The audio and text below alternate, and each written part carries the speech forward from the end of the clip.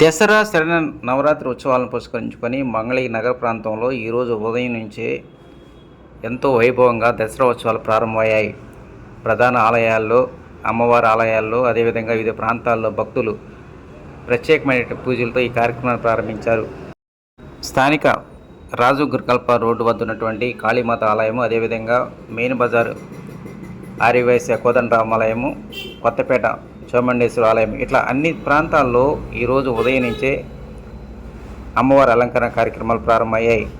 ఈరోజు మొదటి రోజు బాల త్రిపుర సుందరీదేవి అలంకారము, అదేవిధంగా రేపు ధనలక్ష్మీదేవి అలంకారము, ఎల్లుండు అన్నపూర్ణాదేవి అలంకారము, ఈ నెల 6వ తేదీన శ్రీ లలిత త్రిపుర సుందరి దేవి అలంకారము, 7వ తేదీన శ్రీ కాత్యాయని దేవి అలంకారము, 8వ తేదీన శ్రీ గాయత్రీదేవి అలంకారము, 9వ తేదీన సరస్వతి దేవి అలంకారము, 10వ తేదీన శ్రీ దుర్గాదేవి అలంకారము, 11వ తేదీన శ్రీ మహిషాసుర మర్దిని దేవి అలంకారం. ఇట్లా మొత్తం 9 రోజుల పాటు 9 అవతారాల్లో అమ్మవారు భక్తులకు దర్శనం ఇవ్వనున్నారు. దీనికి సంబంధించిన ఇప్పటికే ఏర్పాట్లు పూర్తి చేసినట్టు నిర్వాహకులు తెలిపారు.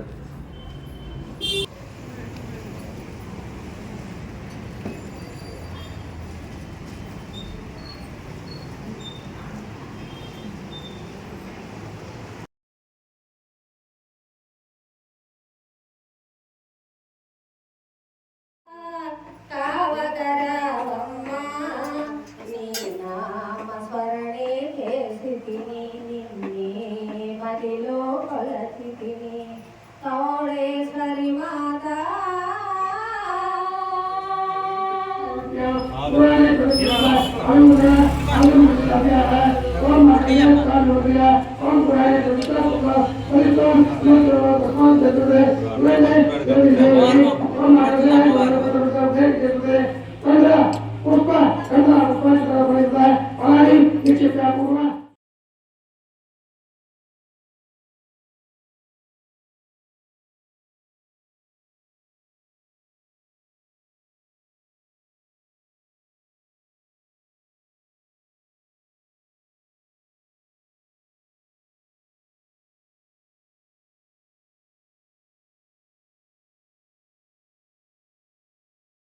భక్తులందరూ కూడా తమ యొక్క మొక్కులను తీర్చుకుంటూ ఉన్నారు.